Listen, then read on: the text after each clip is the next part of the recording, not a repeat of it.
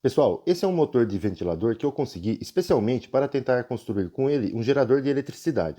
Eu vou retirar essa proteção plástica e algumas peças e componentes que nós não vamos utilizar nesse momento, e separar, para talvez ser utilizado em algum outro projeto. Nesse modelo que eu estou utilizando, nós temos aqui um potenciômetro que liga e desliga o aparelho e controla a sua velocidade, além de um capacitor, que serve para dar a partida no motor e está presente em qualquer aparelho desse tipo. Eu vou cortar esses fios de alimentação e, mesmo que o seu ventilador seja de modelo diferente, pode ficar tranquilo que eu vou te ensinar quais fios você deve utilizar. Aqui temos uma caixa de redução que é responsável por fazer o movimento de um lado para o outro. E como nós também não vamos utilizar, eu vou retirá-la.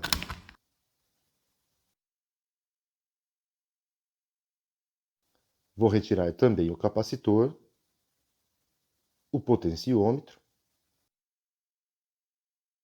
e deixar apenas com os 3 fios que saem do motor.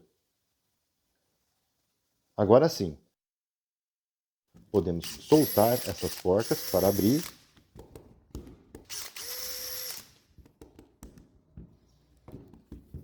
e separar o motor e as suas principais partes, o estator e o rotor. Para representar a ideia de uma maneira esquemática e de fácil visualização, eu vou usar um dos recursos que são gratuitos e estão disponíveis nessa página da internet. Eu vou deixar o link dela aqui na descrição.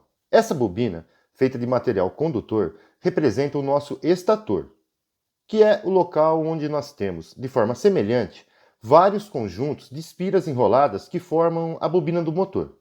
Aqui ela está conectada, também por fios condutores, a uma lâmpada. E aqui nós temos um ímã. Percebam que o deslocamento do ímã em relação à bobina faz com que a lâmpada acenda ou apague, indicando que existe corrente elétrica sendo induzida, gerando energia para acender a lâmpada. O mesmo fenômeno é observado se, ao invés de deslocarmos o ímã, variarmos a sua polaridade sucessivamente. Olhem só. Isso ocorre porque, quando deslocamos o ímã ou invertemos sua polaridade, nós estamos causando a variação do fluxo magnético, que pode ser melhor observado quando visualizamos as linhas de campo. Veja.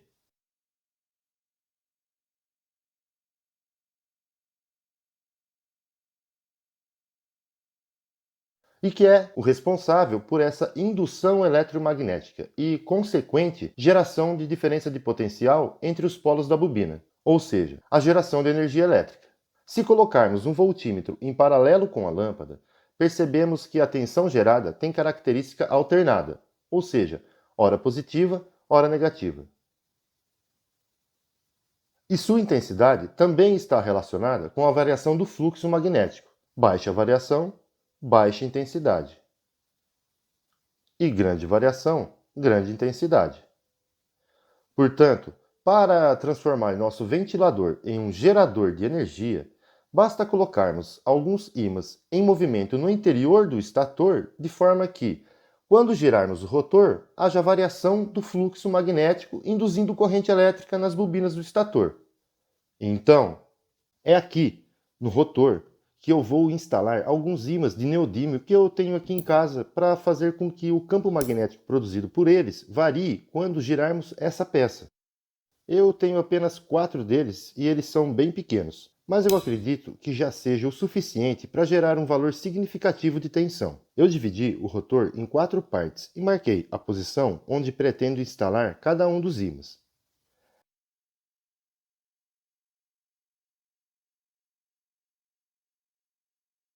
Essa é a parte mais trabalhosa e eu estou mostrando como eu fiz uma delas, que é para você ter ideia de como fazer.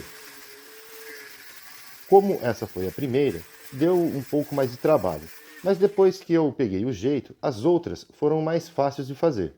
Eu fui cortando e desgastando o material com cuidado e testando. Inicialmente eu até tentei usar uma lima, mas depois eu percebi que não era viável e acabei fazendo tudo com a lixadeira e um disco de corte. Aos poucos, eu fui fazendo e testando, até que eles ficassem faceando perfeitamente com a peça. Desse jeito.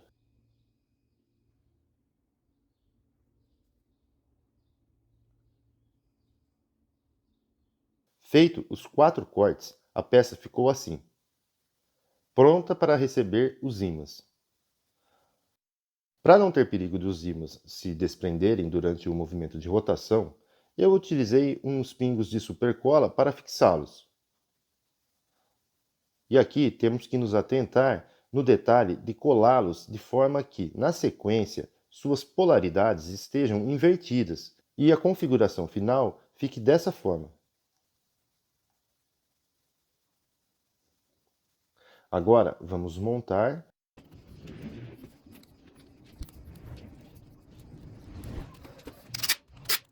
E antes de ver o resultado, vamos descobrir quais fios devemos usar. E aqui eu dou uma dica. Independente do modelo do aparelho que você está utilizando e da quantidade de fios que saem do motor, utilize os 2 fios que estavam ligados no capacitor. Porque se tudo der certo e o motor realmente funcionar como um gerador de energia, serão neles que teremos a maior diferença de potencial gerada, ou seja, a maior tensão. Como, no meu caso, o capacitor estava ligado nos fios amarelo e vermelho, é entre eles que deverá ser alcançada a maior tensão. Para testar, eu vou utilizar a furadeira para girar o rotor e um multímetro com o seletor na posição de medida de tensão em corrente alternada. Como eu não sei qual será a diferença de potencial que o gerador irá alcançar, eu vou deixar na posição de 200 volts. Mesmo porque eu acredito ser impossível esse valor ser ultrapassado, tendo em vista o tamanho e a quantidade dos ímãs que eu utilizei. Então, vamos lá. Eu vou ligar o multímetro nos fios onde, teoricamente, teremos a maior tensão e testar. Funcionou e, além disso, ainda superou as minhas expectativas.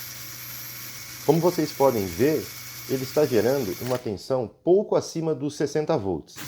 E eu não esperava nem a metade desse valor. Legal, mas eu ainda vou fazer mais 2 testes. Primeiro, tentando acender uma lâmpada. E depois, tentando ligar um rádio.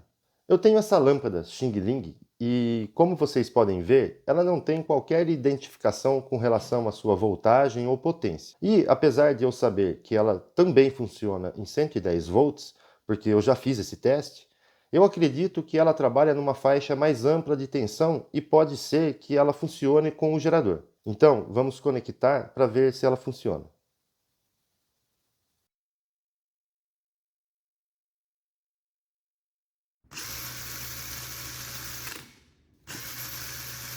Legal, também funciona.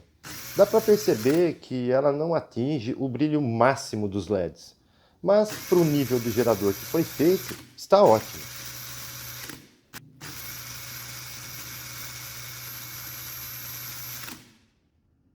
Por último, eu vou tentar ligar este rádio. Porém, como o gerador não atingiu a tensão de 110 volts, que é a necessária para ele funcionar na rede de corrente alternada, eu retirei o cabo que vai na tomada e conectei 2 fios direto na entrada de pilhas, que fornecem tensão em corrente contínua.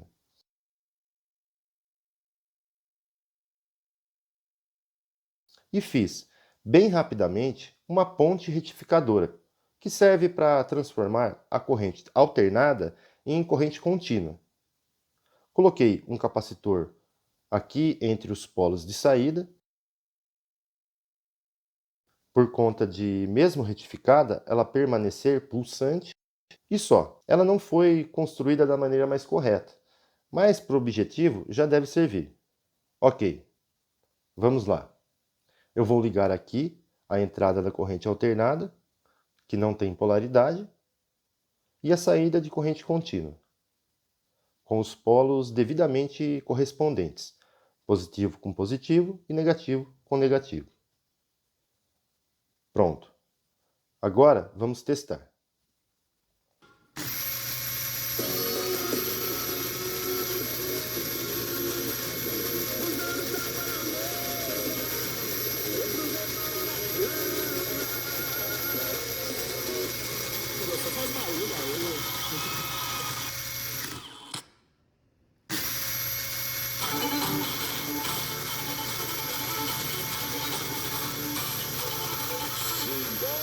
Show de bola. Também funcionou.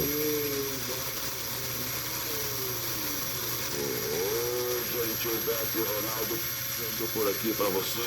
Moda boa, Gilberto. Ronaldo, saudade velha. Foi também.